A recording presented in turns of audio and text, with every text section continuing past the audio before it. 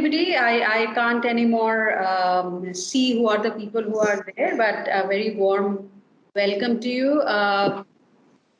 Today we are going to talk about social marketing in COVID-19 times. So I'm Paromita. I'm in the School of Management and Entrepreneurship at Nadar University. I teach marketing and social innovation. And with me, I have my students of and some alum as well. So there is Alvin, who is in MBA second year, Arsh, who is an undergraduate first year bachelor student. We have Chetan, MBA second year. Ishan, he's an alum.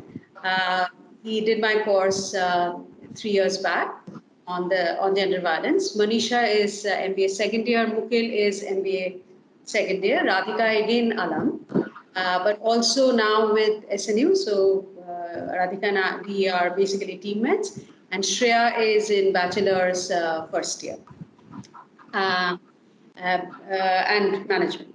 So today we are going to talk about basically what social marketing can do in COVID-19 times. So we live in very special times now where things are dramatically different from what normal life used to look like for us. So this is the flow of the presentation.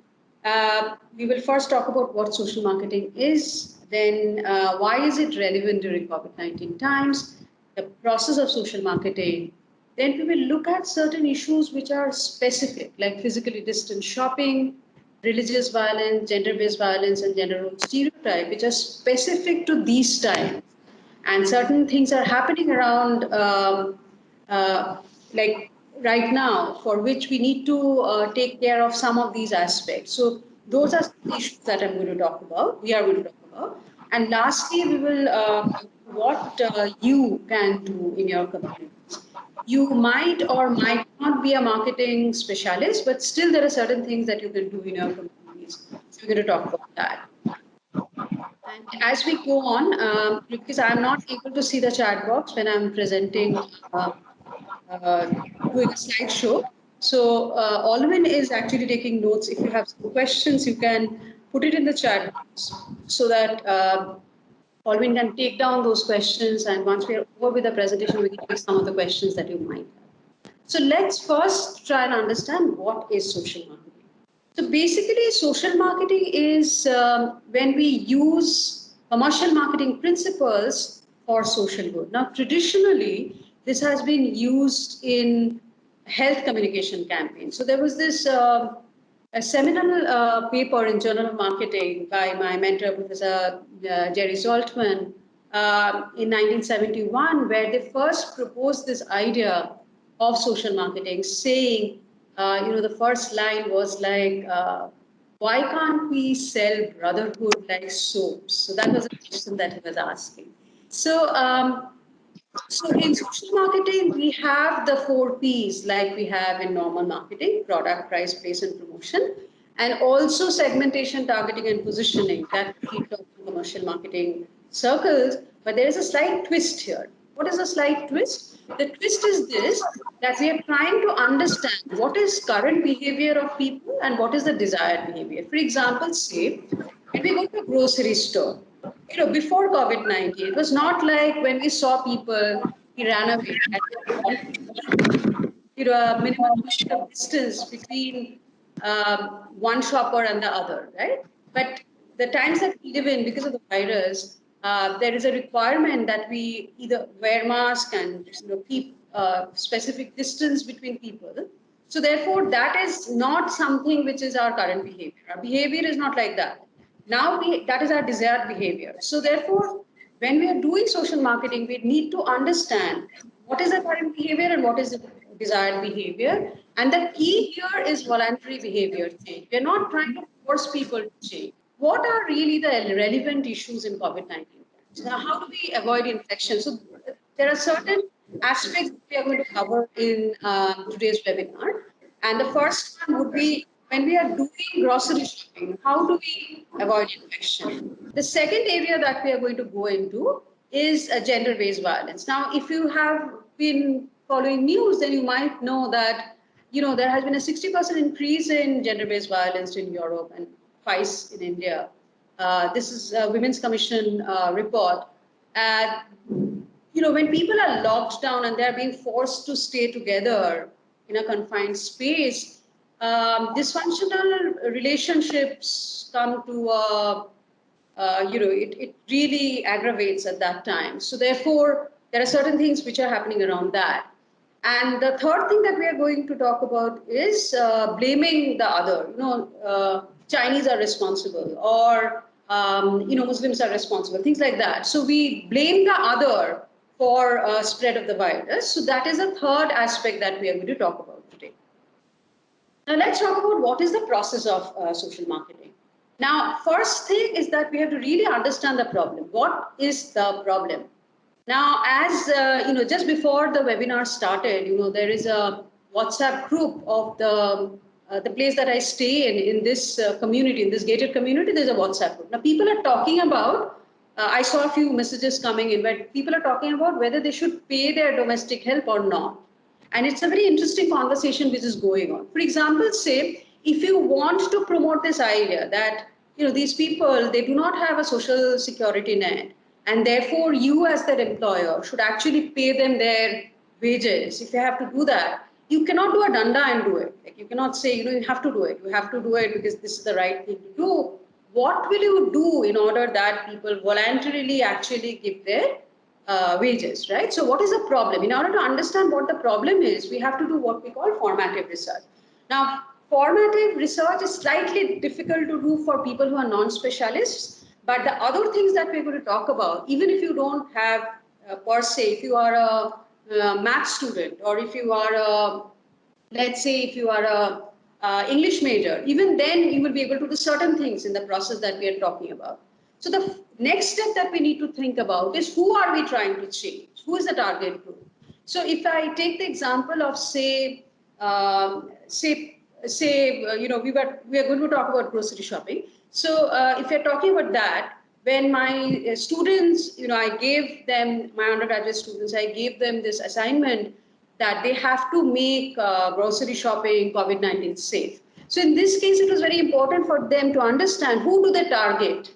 Do they target the shoppers? Do they target the shopkeepers? Who do they target? Do they target somebody else? So who are we trying to change? That is the first thing that we need to understand. We have to understand what is their current behavior. What do people currently do? So that is my competition. And what is the desired behavior, which is my product or my service, my offering basically, right? So then we come to the question of, what do we ask them to do so that there is voluntary behavior change? Now we have to understand that we are trying to create a positioning in the minds of people. We are trying to create an idea about our desired behavior in the minds of people. So how do we go about doing it? And the last stage is basically the execution. So people usually think, do a tagline, like, tell people to do certain things, that will work. But there is a whole lot of activity which is going on behind it, which is very important to understand. So the last part is the execution.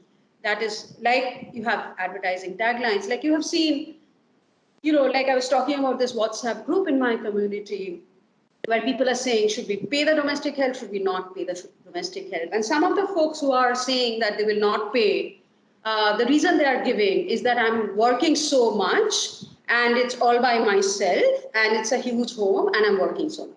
Now, while in some cases it might be a single person household like mine is, but in many other cases it might not be the case. It might be that 3-4 people are staying there, but there are gender role stereotypes in the context of household chores. So many people, the other people are not working. It's the one woman in the family who is doing all the work. So if you remember, there was this advertisement, Share the Load, where they were Ariel, I think, where they were trying to propose the idea how men in the family should share the load. Share the load, as you can see, the word is loaded, and for, basically washing machine and using it and all that, and basically wash load, basically. So therefore, that is the last part of the change, okay? So that is a process of SN. Next, we move on to when we talk about this, like I mentioned earlier, the most difficult part is the formative research because you have to understand what the problem is. And there you require some amount of domain expertise. For example, you need to understand a little bit of psychology, sociology, marketing, consumer insights, behavioral insights. So behavioral insights is basically using behavioral economics insights in order to make change. So while the tagline part that I talked about is basically creative, so non-marketers can also very much do it. For example, Radhika, who is presenting here today, she's an English major. So she took some of my courses as a student of SNU. So at that time, later I don't remember what other project I was doing. We had requested Radhika to come up with some taglines, and she will be good at that. So therefore, this SM process, there are certain aspects which perhaps non-marketing people will find it slightly difficult to do, but there are other parts which general folks can also do who do not have a marketing background per se. So in terms of formative research, like I said, it's slightly difficult. So to explain that idea, I will invite Alwyn. They did an interesting project wherein they were trying to understand how you make people to segregate plastic. So basically, when you are throwing garbage, what are recyclable and what are not recyclable. So we were trying to do that in campus because there was a MHRD project on Swachh campus. And we wanted to see that if SNU can do that and get the Swachh campus moniker, basically. So Alvin and his team was working on that. So this work was especially difficult, and Alvin will explain how the formative research was difficult and what they did in order to do that formative research. So Alvin, it's over to you now. Uh, Thank you, ma'am. Can you move to the slides, ma'am? Yes, thanks. Hi, I'm Alvin Kumar. So I was doing a project on implementing a behavioral change in proper segregation of waste. So basically, there were a lot of campaigns and a lot of messages already in campus, right, about garbage segregation, about proper disposal of waste. But we didn't find a solution why it has not been occurred, why it was not successful. So we thought that, okay, let us go and trace back, let us take a step back and go and trace how the garbage is getting disposed from campus. So what happened is that we started tracking the garbages. So what happened is that there were two types of waste which we segregate in campus. One is the wet waste and one is the dry waste. Wet waste goes to the piggery farm and dry waste goes for segregation. So we went back and started going back to find out what is happening once it gets picked up back in campus. Next slide. So what happens at the moment we landed up in the garbage yard, we were really very shocked to see how the manual segregation happens. Right. So what happened is that there were a physical labor, manual labor, she is using her own hand to segregate waste. The moment we went to have a word with her, she just showed her palms that had a lot of bruises and cuts. When we were having a casual talk with her, she was saying that there are a lot of waste, right? You could have some plastic, tin waste, a glass. Sometimes when you have to pick a glass, it cuts your hand, and there is also sanitary waste. So we thought that why don't we bring the problem back to the consumer, right? Why don't we bring the problem back to the students, right? And we portray that image. So what happened is we thought of running a campaign by showing what's happening once people are throwing the waste. What is the other part? How to show it as a communication part. Next slide, please. So what we thought is that we will run a campaign that has a visual appeal and a separate way. So what happened when we had a word with the garbage collecting lady, she told that there are a lot of waste, but there are around 10,000 cups that has been coming every week from your campus. So it will be very much easy if the cups are properly segregated. So what we did, we created a visual appeal as well as we took up some photographs. We thought of capturing the appeal from the customers. Right, so we took the photographs of the garbage collecting the whole setup, the palm of the person who's collecting the garbages, and we put it across. You know what? We had a drastic change in the campus. Next slide, please. So it was before the intervention, every waste was put together. It is of no use. Even if you segregate it, it is of no use because it was dry waste, wet waste, glasses, everything. But after the campaign and after we are sending a lot of emailers and when we have started educating the masses through email campaigns by putting up photos in campus, now you could see on the right side the whole thing is properly segregated. We thought what we have achieved here is that we have brought the problem back to the consumer and we traced back to understand how it is affecting the lives of the people, and we brought it to the consumer and they embraced it. And I would like to thank Paromita ma'am for giving us an opportunity to find how a behavioral change can be implemented. Because when I started this project, I was having a rough argument with ma'am that we can't change the mentality of the people in India. But ma'am said, go back, trace it out. And we did it, and we found a fabulous result. This is just a stage one. We have a lot of plans too, so that everything is properly segregated. So if given an option, people are ready to embrace the change. But are we giving an option? Are we putting the proper paint of the people to the consumer? That's where the question lies. Thank you, ma'am. Thank you, Alvin. Thank you for that. So one of the things that Alvin was talking about, if we usually the kind of research that we do, we sometimes go and do depth interviews and we do group discussions and things like that. In this particular case, we wanted to know what is it that we say to folks who are throwing their garbage so that we can make an emotional appeal so that people actually change. And it is not easy to understand where the garbage goes. So we actually followed the garbage. So Alvin and team, they were actually waiting for people to pick up the garbage. When garbage cleaning is done, they were waiting to see when it happens. And that guy, when he comes, they spoke to them and then saw where he goes, where it is done, what is being done. And then once it reaches outside campus, wherever it goes, they followed it outside campus to that dumping yard. So as you can see, it is a process which is not written in textbooks how to do it, right? So as we do it, we understand. So this part is slightly difficult to do for people who are non-specialists. The second part that we are going to talk about, the first problem that we are going to talk about is about how in COVID-19 times we need to do physically distant grocery shopping. Like there has to be a minimum footage, right? So as a part of their Mining Insights undergraduate course, these first year students, Shreya and Ash, they actually did individual class projects to make grocery shopping safe. And there were different, so the number of students I had in that course, everyone did a project in their own community. That because of the lockdown, these students are in all parts of India. Somebody is in Bangalore, somebody is in Hyderabad, one person is in Chandigarh, so all over. Actually, Shreya is in Pune and Ash is in Delhi. So therefore, they are going to talk about what they actually did and what the results were. So these places, although it is in India, they are talking about different kinds of retail formats, different culture, and also different kinds of solution. So over to Shreya and Ash, undergraduate bachelor students now. Yes. Yeah, a very good afternoon to one and all present here. So we did this COVID-19 campaign as a part of our mining course, as Paromita ma'am said. So it was a great opportunity. So we would like to share some of our insights which we got through that campaign. Ma'am, next slide.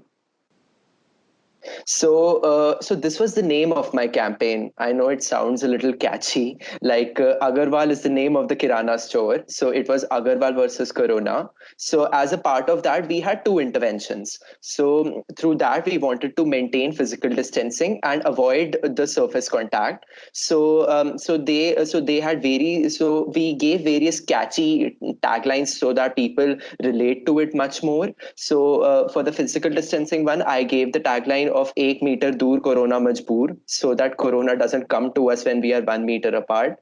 And the other one was na cash na corona, because we wanted to encourage digital payments. So how was this done? Like how was initially there are thrifts everywhere. So how did I try it? So my main objectives were clear, that I had to disallow thoroughfare inside the shop. So I went and talked to the shopkeeper. I requested him. I told him that we need to maintain the 1 meter gap outside, and for that I barricaded the shop from different entry and exit points. Like here in the picture, you can see this is the entry point of the market. So here there is a barricade behind, and that's visible in the next slide. And there were markings at 1 meter, like these small boxes are there, which are visible in the picture. Those are some markings for the digital payments.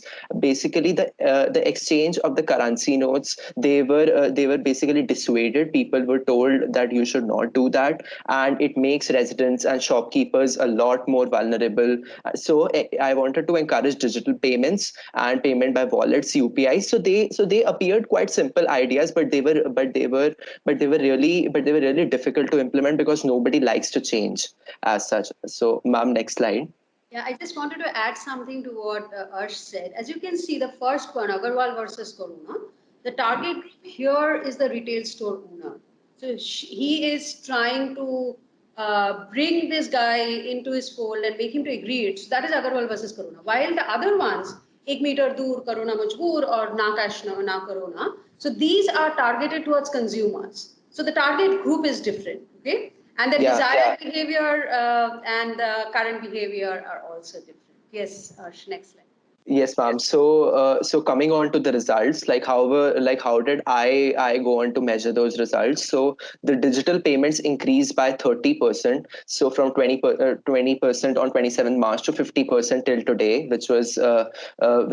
I checked about a day back. And physical distancing started from 30th March. It was difficult for people to get into all this because we really resist change. We don't want this, even though we know that COVID-19 is like the problem at hand, but still people don't want to change. So once in my colony, what happened, that there was a COVID-19, it was basically a hoax. A person was quarantined, but later he was tested negative. So people got that energy to basically take these steps, and it is getting maintained till today. Now I discussed the short term effects, like it helps to avoid virus, and it also no surface contact will happen through both these things. Now there are various long term effects also that happen.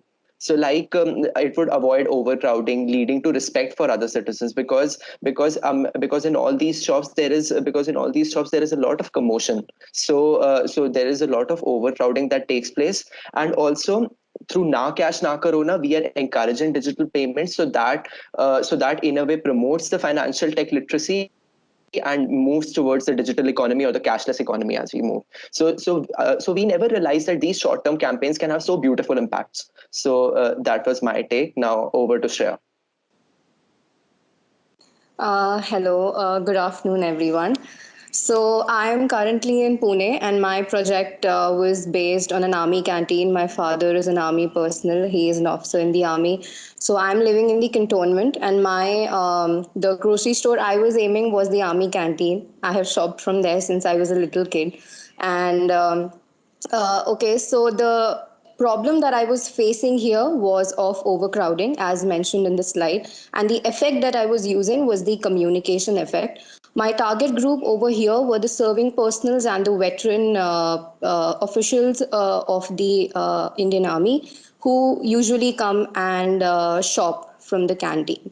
So as you can see in the first picture, it's a walking design pattern that I have created for the canteen.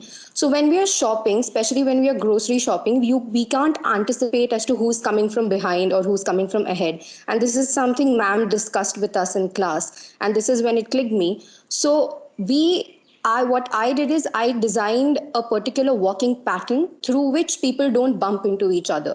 So if you enter the canteen and if you have entered the place between rack 1 and rack 2, you move in a particular direction. And if the person has entered rack 3, that person moves in a particular direction, so that the chances of people bumping into each other reduces drastically. So there are certain places in the canteen where the chances of crowding are more, like billing. People come together and they stand. So there was a need to make safe distance squares and circles, as you can see in the second picture. And there were separate timings for veterans and serving personals. This was already done by the canteen, but I pushed for it even more. Ma'am, next slide, please. Uh, so the posters for Stop Look Go, which was my campaign's name. Stop Look Go, I kept it as Stop Look Go because it reminds us of those 3 traffic lights, which ask us to be cautious. And even when we are grocery shopping during these times, which is such a normal activity, we should be conscious. We should stop. We should look around. And then if everything is clear, if we are free from any physical contact, then we should move on.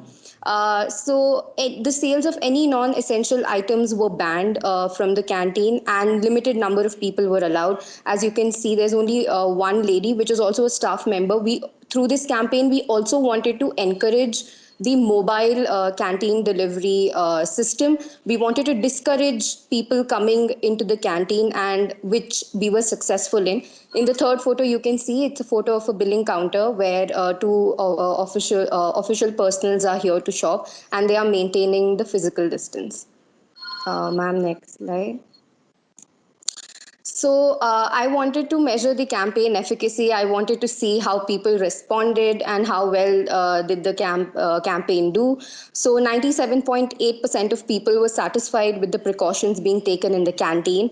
And the next one, which I feel is the most important, and I was the happiest to see, was that 84.3 people reduced their visits to the CSD canteen after this campaign was launched. And according to their preference, allowing limited number of people was the most effective measure that they thought was taken.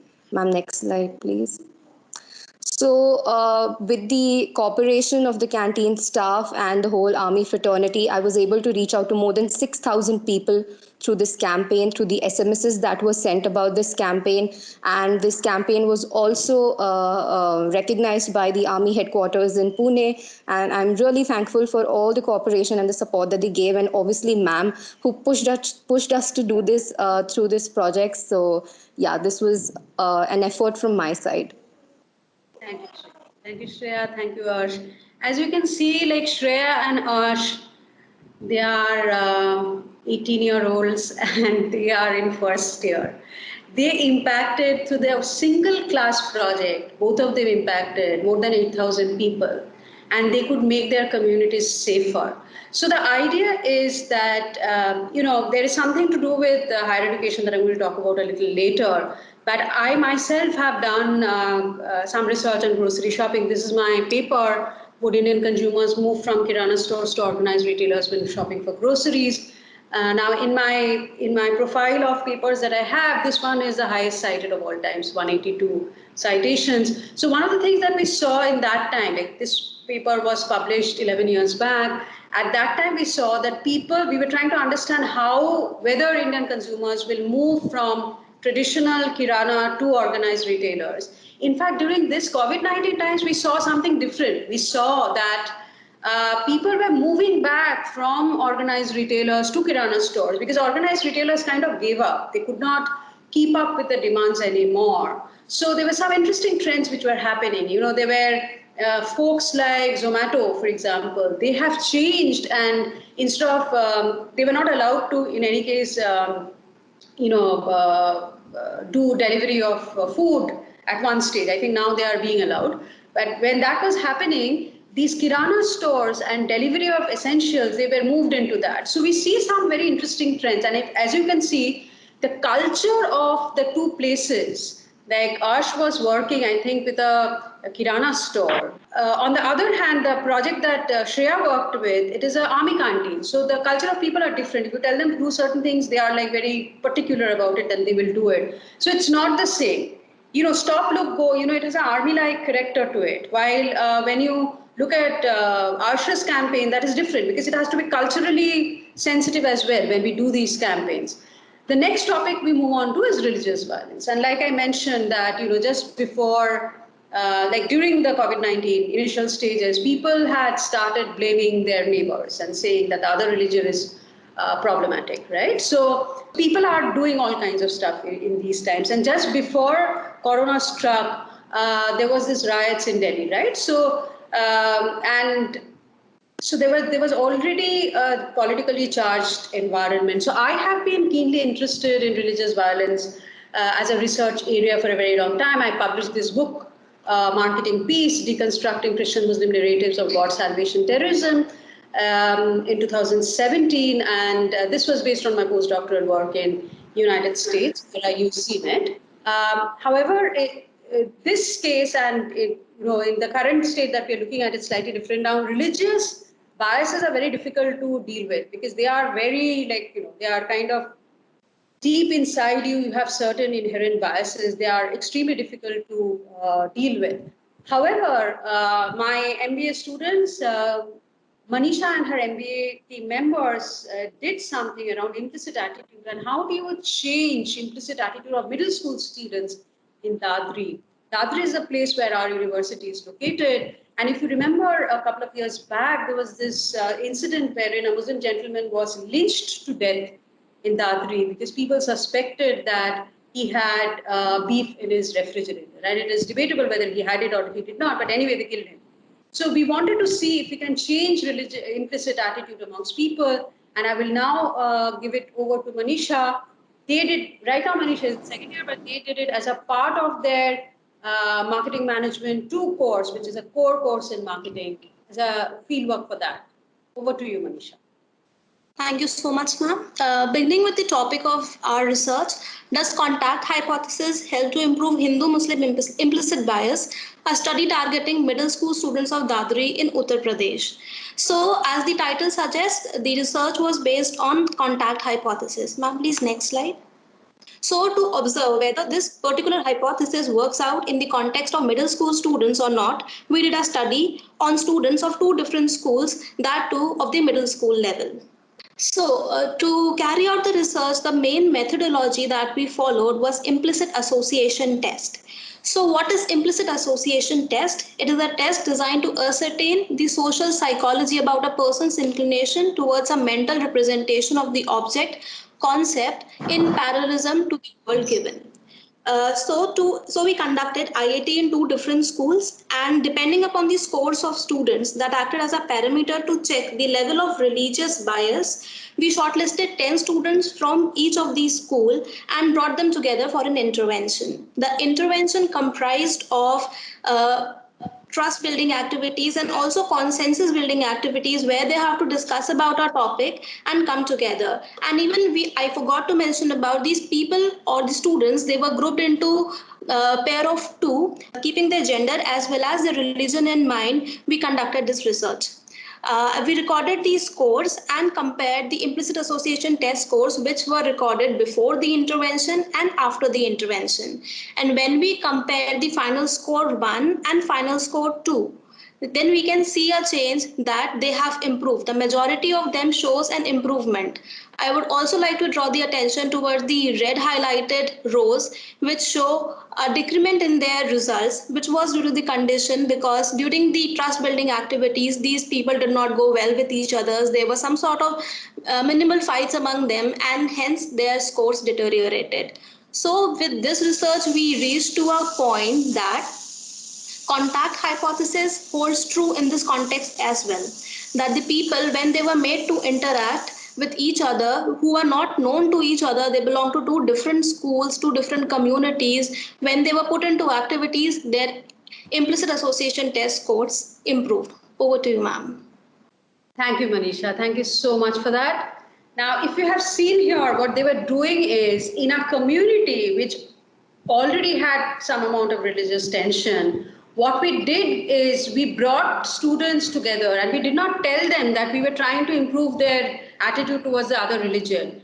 They told them that we are trying to do a leadership building thing, and which they did. That's not something that they made up. They were actually doing it, but they carefully manipulated the groupings. Like when they put people together in order to do group activities, they put Muslim and Hindu students together so that they work together. And not only that, after this whole thing, they went back to the school because all school students did not participate in this event, which happened inside of the university, and they were brought to the university. Actually, they chose certain students and they made it look like a competition. Initially, they went to the school, they did certain things. They actually chose people who had, comparatively bad score towards the other group. Those are the people who were brought in. And then they made these videos and they went back to the schools and they gave some awards to students who won the competition in the university, and they showed those videos. And when we took again, the implicit attitude test was again taken, we found that overall in that batch, there was a statistically significant improvement in implicit attitude towards the other. Okay, so from this study, what happened was, actually my colleague Partho and I, we actually quoted this study in this conceptual paper that is just fresh off the oven. It was published 2 days back. We actually proposed that we integrate social enterprise and social marketing with something called a shadow framework. Remember what we were saying, that when these people went, they said that we are doing, basically leadership games and group activities, whatever, English skills and all that, which was not a lie. We were doing that. But there was a greater there was a greater good involved. There was a better objective involved rather than only leadership skills. And we were trying to change people's attitude, implicit attitude towards the other religion. So this is what we actually propose in this conceptual paper that has been published by Journal of Social Marketing, where we talk about this shadow framework. So religious violence, going back to the question of what do we do about religious violence during COVID-19 times, that religious hatred is being triggered. Now, this is not something that you can actually kind of fix in 2 days. It's difficult to do. We need longer interventions. And we were talking about contact hypothesis. That is a very well recognized theory in conflict resolution literature. But what we are proposing is that that might not always work. And we need to use a shadow framework in order that, because what happens is people who hate the other religion, if you try and tell them, okay, let's get together and try and find common grounds, they will not come. So therefore, we are proposing an alternative network. And so therefore, in the context of corona and religious violence, it's not something that will happen overnight. It might not happen overnight. Little more thought needs to go into it. So in this context, I also want to mention that in the context of the recent religious riots, I am actually working with some of my students and a collaborator in United Kingdom, Rohit Varman. We're trying to work on religious riots and consumption. The rioters, what was their consumption pattern? When they looted, how did they loot, basically? And what was going on in their mind? So we're trying to do a piece on that, but that is not something that we're going to discuss today. The next topic that we go on to is gender-based violence. Now, gender-based violence, I've mentioned earlier as well, how it has spiked during Corona times because people are forced to stay in their closed quarters. And in Europe, it's 60% high. In India, twice the number. And these are reported figures, unreported much. I can't even imagine what the unreported numbers might be like. So I published this piece along with Rohit and Devi. At that time, both of them were in IIM Calcutta. So we did this piece on precarity of responsible consumption and normalizing sexual violence against women. So while I was doing the fieldwork for this particular piece, I also ran a course called Gender Violence and Social Marketing for Social Change. And as a part of that, students did campaigns that got a lot of media accolades all over. And so this girl, her name is Ekta Kapoor. So she, this campaign she and her team did that got wide coverage in media. We actually invited Ekta to come today and present her findings, but it's 3 a.m. in US, and in this team there were 5 people. Out of that, only 1 is in India, and rest are in US. So we could not manage that. But we do have some other students in that particular batch and in subsequent batches who have run campaigns. And I will now leave it to Ishan and Radhika to speak about what their experience has been. So in this particular campaign, I remember it like we did it like 4 years ago. So this was, I feel quite old even talking about this at the moment. But the name of our campaign was See It, Say It, Stop It. And it was primarily a clothesline campaign. And the first thing we did here was a target setting, and in which we identified what exactly is the behavior change that we want to achieve through our particular campaign. And we identified that as mitigating the victim blaming around sexual harassment and sexism. And our target audience was were the students of SNU and the guards and the casual workers. So before we launched this campaign in a full-fledged format, we did some pre-evaluation survey to understand what is the awareness around sexual harassment and sexism on campus. We did this through a Google form, and we got various responses like I have never indulged in sexism, and I have just seen it happening around me, but I have never really paid attention to it. And the next step of our campaign was to conduct formative interviews, which were both casual and formal. And this was done to understand in-depth information around the issue in hand. And the major highlight of our campaign was the clothesline event. And it also, we faced a lot of challenges while the campaign was on and before we even were, setting up the campaign. So the idea of this campaign was to bring out the stories of sexism and sexual harassment out in public in written format anonymously. So as you can see in the pictures towards the right hand side, we asked people to share their stories. We encouraged them. We personally went to them and spoke to them that, hey, your stories are really important, and it's extremely important for us to be aware of what is around us, and therefore it's really important that this campaign is a platform that is being provided to voice out their stories. So as you can see in the picture, which is here, like, why do you move your hand so much when you talk? You are a guy, right? So it's essentially questioning the very notion of masculinity, and the fact that if you are moving your hands too much, that means that's a very, very feminine act. So that was something which we were trying to debunk.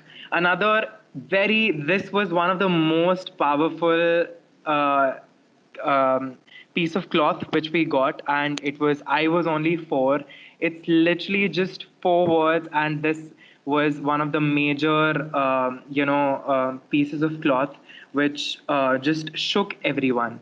And so how we did this particular campaign was setting up drop boxes around the campus. But the challenge which we faced here was that since the drop boxes were carton boxes, people just took them away and for their own use. Some guards just moved the carton boxes from the area because they were like, you haven't gotten any permission to do that.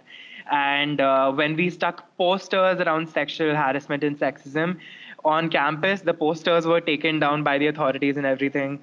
Just to conduct this particular clothesline campaign itself, we had to like take n number of permissions from the authorities, and we realized that this is a very, very sensitive issue, and we need to encourage people to just talk about it. So when we did the impact evaluation around this campaign, we carried out two surveys. The first one was the attitude change survey and the awareness survey. And the results were actually pretty good. I also think that the results were great because other subsequent campaigns were also running at the same time, like Tali Bajao campaign, and there were so many groups at that time. So the results were that there was a greater understanding of sexism and sexual remarks.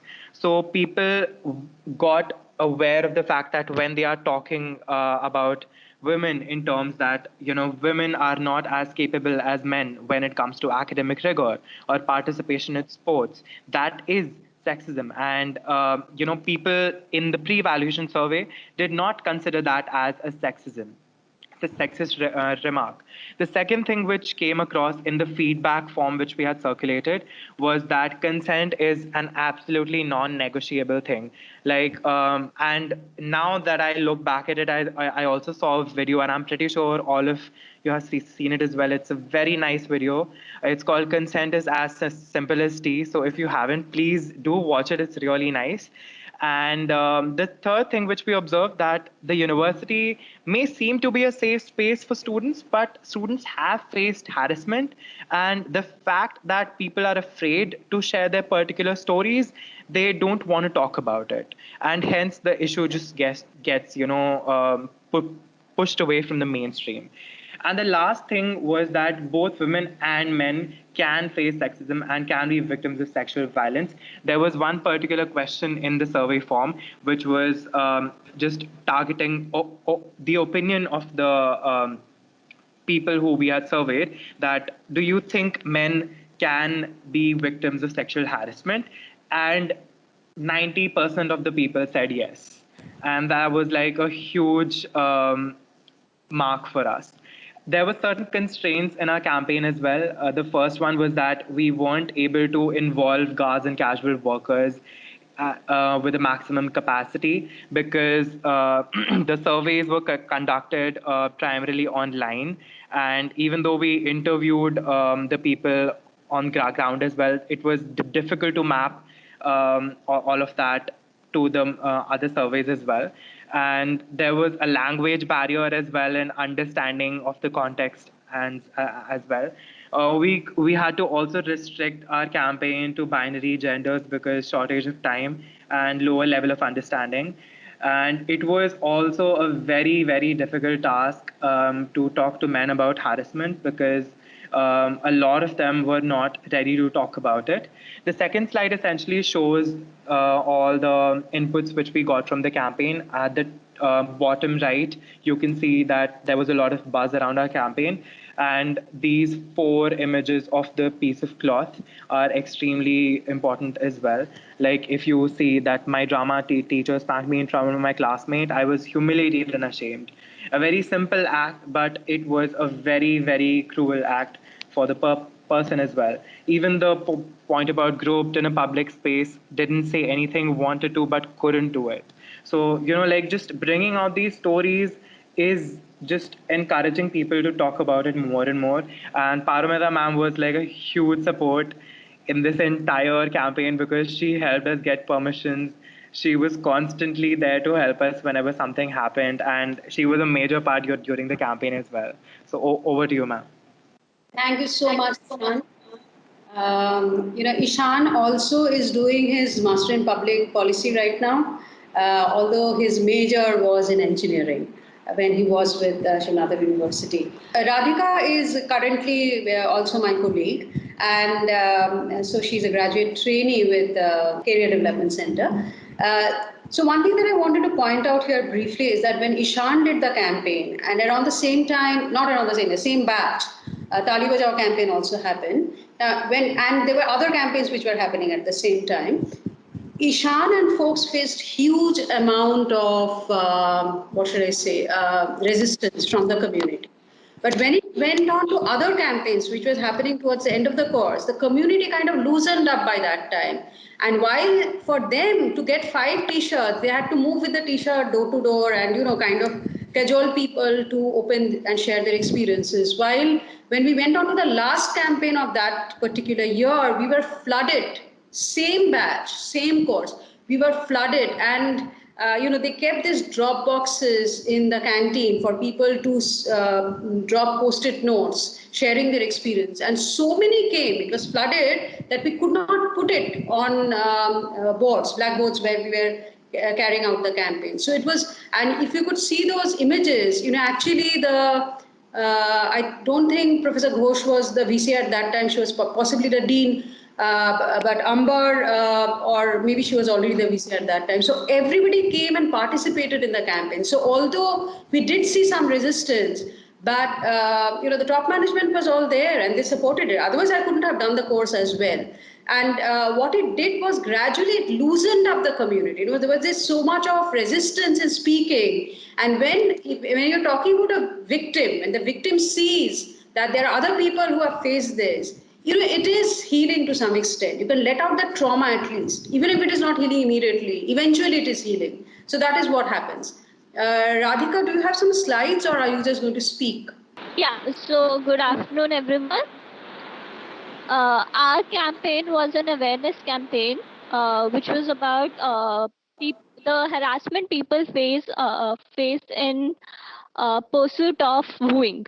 So there is harassment and abuse that girls face when the other gender pursues them. So it was the campaign was hashtag Kya Bolti Tu. So one of so the campaigns is an awareness campaigns which was related to a behavior change goal, which was to take rejection positively and move on instead of insistent harassment, stalking, and adoption of violent means of convincing. The second goal, which was to give an understanding and inculcate in men the right way to approach a girl instead of unsettling, invasive means. The key message that we wanted to deliver through the campaign was understanding the difference between approaching a girl and forceful demand of affection from her, also understanding that rejection does not diminish masculinity in any way. So for the campaign, we did a pre-campaign evaluation service through Google Form to understand to understand the ratio of girls that face this kind of harassment that girls face harassment in the pursuit of wooing. And then the second part was we conducted in-depth interviews with boys and girls around the campus who were the target audience was aged between 18 to 25 years. And then the third, the final disposal was on ground Kya Bolti to campaign, which was done through ballot boxes, which was placed in different areas in the campus, like the mess, like the both dining halls, the Georgia Cafe, and academic blocks, etc. So and we also did a social media marketing post campaign to spread the awareness. So the inference that we received from the campaign was that most of the girls of the university were pursued inappropriately. Some of the girls reported this continuous persuasion as mental violence, as times it paved the way for development of differences. Most of the boys were positive about this continuous persuasion, that they didn't really think it was very troubling for the girls or the counterparts. And a majority of the boys from the campus didn't take rejection well at all. So this was the result from what we gathered from our analysis. So there was one last post that you can't see as I'm unable to share my screen. We posted a campaign analysis chart where we pointed out the do's and don'ts of what is the right way to pursue and how to take rejection well. That was all from my side, ma'am. Thank you so much, Radhika. It's kind of sad that they could not show the slides because their campaign was something which clearly showed a result. You know, you could see a change that was happening. Now, what can you do in your communities is something that I want to end this with. If you are a concerned community member, what you can reach out to us, of course, or to other business schools, universities, colleges. I think some of my old colleagues and my old students who are now teachers in universities and colleges, some of them are there in the webinar. At least they told me that they will come. Mahua might be there, or the Seema might be there. Mahua is in Calcutta University, and in one college, affiliated college of Calcutta University, and Seema is with Jadavpur University affiliated college. So one thing that can be done is to reach out to people in the fraternity, like professors and students, so that if you in your community are facing some kind of issue during COVID-19, even after that, students and teachers in the marketing area can really help you design an intervention. And if you are a marketer yourself, practicing professional, if you're a marketing student, also, we would invite you to start this platform that I am trying to pitch for right now, and that is called Marketing for Humanity. And what we are trying to do through this is basically encourage people in the community, whether you are a professor, you are a student, or a professional, to come together and really join hands in this time. Yeah. So I'll hand it over to Chetan and Mukil. Like, we have talked about gender violence and this course that we were doing, but we also, like, there can also be gender role stereotypes. Like, one of the things why gender violence happens is because of the patriarchal nature of our society, and also role stereotypes. I was talking about doing household chores earlier and stuff like that. So Chetan and Mukil are second year students, and they actually helped in their class project in consumer behavior. They actually helped a startup of a Harvard Master of Public Health who has a startup, and they designed comic books with girl superhero to look at some of the challenges. So one of what my students did was to try and understand if gender role stereotypes that are there, whether they're reduced because of that comic book that he came up with. So over to you, Chetan, if you are there. I hope this works. Yeah. Thank you, ma'am. Yes. First, we'll have a look at marketers for humanity. First thing is we must understand our country's geoclimatic conditions make it highly prone to disasters, and it makes such population very vulnerable. If we look at last 20 years, India has lost around 80 billion US dollars due to disasters, and due to the nature of these disasters, it's very difficult to predict and prepare so that we can minimize the costs. And when we look at the relief effort during these disasters, most of the relief efforts are aimed towards the necessities, food, water, and shelter. But we see that very little effort is aimed towards the building up of the broken lives of people.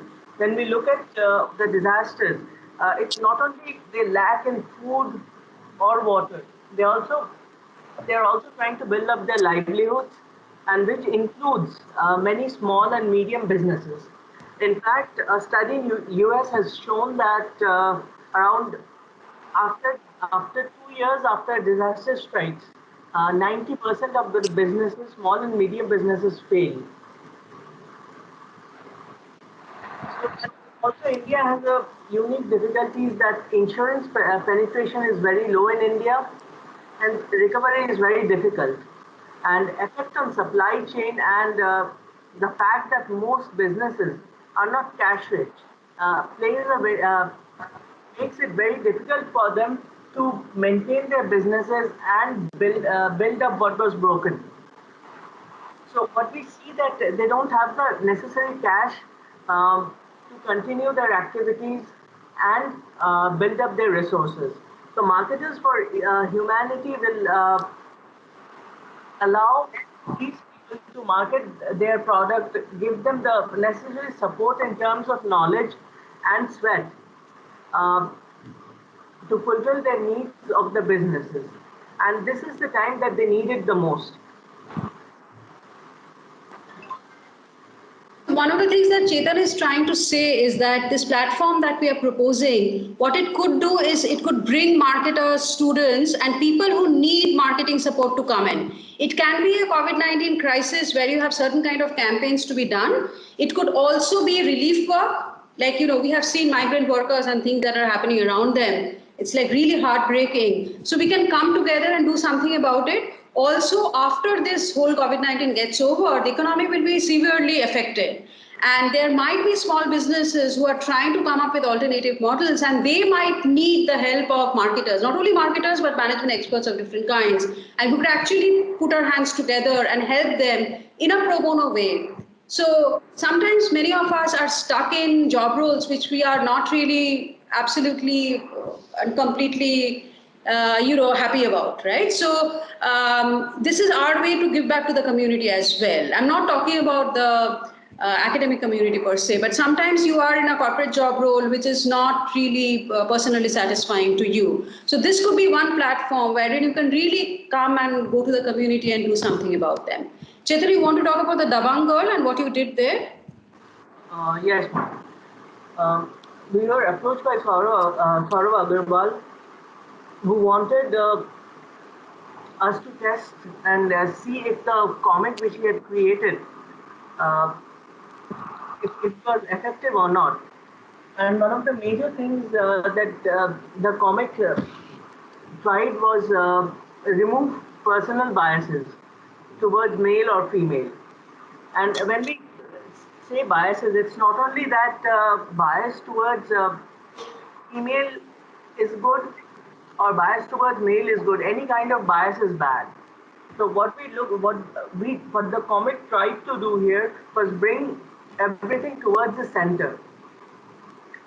We used a judgmental sampling, and we selected an English medium school in nearby area. We had a sample size of around 40 students. We randomly selected 40 students of the age group of 9 to 14 years old, and they all belong to the middle income group. And since all the students were good in English language, we had them go through the Harvard IAT test. It was easy for us, and it was also easy for them. They were divided into two groups, 20 and 20 of experimental and control. We had them go through the test, and next we exposed the experimental group to the comic book. What we saw that within the control group, there was only 12% of variation, but among the 20 students who were exposed to the comic book, there was around 88% of change within them. Their bias came towards the central after being exposed to the stories of the girl superhero, who showed that even women can do many things like play cricket or fly a airplane or take up a role in the society. Thank you, ma'am. Thank you, Chetan. So what their project basically did was they helped Saurav to see that the comic book that he has designed for these people, his idea was that it would, challenge gender role stereotypes. And Chetan and Mukul, through their project, saw that it really did that. So this was independently doing some impact assessment and trying and seeing whether it really helps or not. And of course, we did the work pro bono, they did the work pro bono. We were not charging him for that. But through this, we are following our yellow brick road, as in Dorothy of Wizard of Oz, who goes on her own journey. But as she goes on, she gets different people with her, and they all try to go to this, what they deem to be the ideal world, right? So the ideal world, basically, we all create that ideal world, and I would say that I and my students have been on this yellow brick road for all this time, and we hope that you also join us in this platform and through this platform of Marketing for Humanity. If there are questions, and if we have time, we could take it. We have Alvin this side. We have one question from Siddharth Sinha. Yes, Siddharth is our old student, alum, and a very beloved student. They did some wonderful work when they were in campus. Yeah. Yes. I'm just projecting my screen so that you could see that question. Yeah. So when we talk about successful social marketing products, okay, and instill a sense of behavioral change, playing the guilty card was used. We too often use this as a tool to touch upon humanity. Okay. However, one major issue is again, this thing is not moving. Interest-based. Okay, so however, one of the major issues for a social marketing campaign is impact. Interest-based behavioral segments. So apart from playing the guilty card, of course, we don't have to always use the guilty card. Absolutely, we don't have to. The idea of social marketing is voluntary behavior change, and different kinds of appeals can be used. I'll talk about one appeal. For example, say this is an old campaign which happened for shrimps. So if you are actually catching the shrimps early enough in their life cycle, then it affects the ecosystem, and you are not able to. And basically, the population goes on dying. So it's bad for the ecological community. The campaign that was run at that time was not that, you, the bad person, and you don't care about Earth. What was done at that time was, don't have shrimps in this to this month so that you can have them better and a better size. So it was positive, a positive campaign. It was a positive appeal rather than negative appeal per se. And Pradeep ji is mentioning that Saurav is from AIC. Yes, Atal Incubation Center. So this project that came, basically, I think Vinita also has some role to play in that, because Chetan and Mukul had done some project in her earlier course, and that is how they met Saurav. And Saurav had made this request to Chetan and Mukul. I did not know him personally, and it did not come through the official channel. So basically, Saurav was interested, and the students were interested, and they did this project. And we have to thank Pradeep ji for it, because Pradeep ji is the CEO of Atal Incubation Center, and Vinita, I mentioned, is my colleague in general management area. So we all work as a team, and when, of course, I'm talking about my students and the campaigns they did, but of course, this is a joint effort, and we are a combined ecosystem. Thanks, Paromita. It was fabulous, and you and your students presented it so well.